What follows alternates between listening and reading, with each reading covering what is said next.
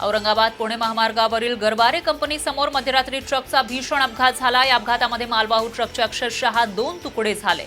मालवाहू ट्रकनं रस्त्यावरून वेगाने जात असताना डिवायडरच्या खांबाला धडक दिली। त्यानंतर ट्रक रस्त्याच्या मधोमध आडवा होऊन त्याचे 2 तुकडे झाले।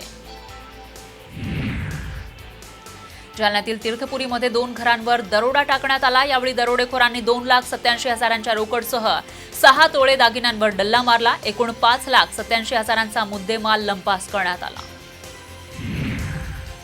महाडच्या MIDC परिसरामध्ये एका अज्ञातानं वृद्ध महिलेला लुटलंय। यावेळी वृद्धेच्या अंगावरील 60,000 किमतीचे सोन्याचे दागिने अज्ञातानं चोरले। या प्रकरणी महाड MIDC पोलीस ठाण्यामध्ये गुन्हा दाखल करण्यात आला।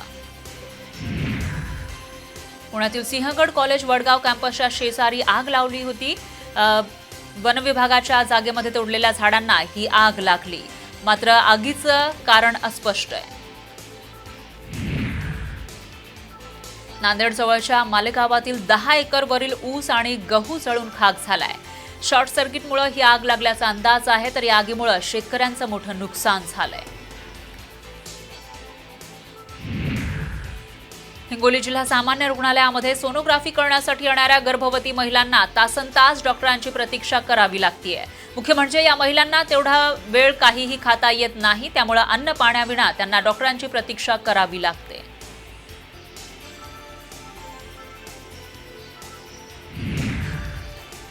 जंगली वन्य प्राण्यांनी दोनवाडा परिसरामध्ये शेतातील कांदा पिकाचं मोठं नुकसान केलंय। दोनवाडा हे गाव निसर्गाच्या कुशीत वसलेलं आहे, तर आजूबाजूला डोंगर आणि जंगल परिसर आहे।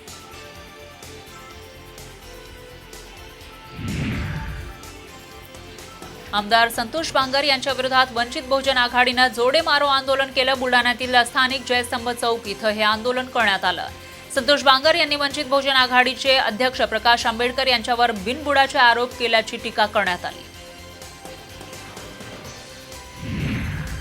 शिवसेना खासदार हेमंत पाटील यांनी रेल्वे उड्डाणपुलाचं काम करणाऱ्या कंत्राटदाराला चांगलंच झापलंय। रेल्वे पुलाचं काम अनेक वर्षांपासून सुरू आहे, मात्र अद्याप पर्यायी रस्त्याची व्यवस्था नाहीये। त्यामुळे पर्यायी रस्ता करत नसाल तर फौजदारी गुन्हे दाखल करणार असा इशारा हेमंत पाटलांनी दिला। महाराष्ट्राचे आराध्य दैवत छत्रपती शिवाजी महाराज यांना शहापूर तहसीलदार निलिमा सूर्यवंशींनी पुष्पांजली अर्पण केली, मात्र यावेळी त्यांच्या पायात चप्पल होती। चप्पल घालून पुष्पांजली अर्पण केल्यानं मनसेकडून 29 तारखेला तहसील कार्यालयावर मोर्चा काढला जाणार आहे। बुलढाणा शहरातील धम्मगिरी बुद्ध विहार इथं भव्य बौद्ध धम्म परिषदेचं आयोजन करण्यात आलं। या धम्म परिषदेला जिल्हाभरातून हजारो बौद्ध उपासक उपस्थित होते। पापमोचनी एकादशी निमित्त संत ज्ञानेश्वर महाराजांच्या संजीवन समाधी मंदिराच्या मुख्य गाभाऱ्यात फुलांची आकर्षक आरास करण्यात आली।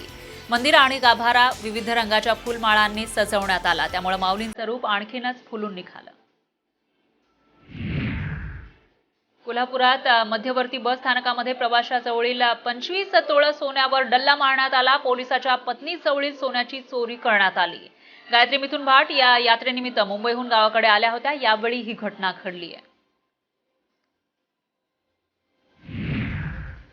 30 जून पासून अमरनाथ यात्रा सुरू होणार आहे। अमरनाथ यात्रा 43 दिवस चालणार आहे। परंपरेनुसार रक्षाबंधनाच्या दिवशी ती संपणार असल्याची माहिती जम्मू काश्मीरच्या राज्यपाल कार्यालयातून देण्यात आली आहे। आम आदमी पक्षाचा प्रसिद्ध नेता राघव चड्ढाचा नवा अवतार पाहायला मिळाला। राघव चड्ढा लॅक्मे फॅशन वीक मध्ये रॅम्प वॉक करताना दिसले। यावेळी शो स्टॉपर म्हणून त्यांनी वॉक केला।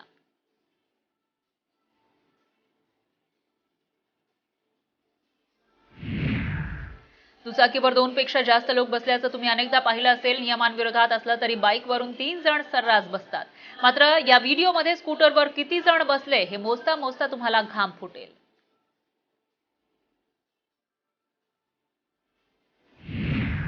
द काश्मीर फाईल्स हा सिनेमा दररोज नवनवे विक्रम रचतोय। या सिनेमानं आतापर्यंत भारतासह जगभरात एकूण 252 कोटींची कमाई केली आहे।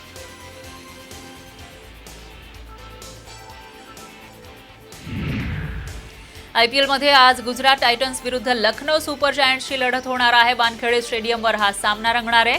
संध्याकाळी 7:30 वाजता या सामन्याला सुरुवात होईल।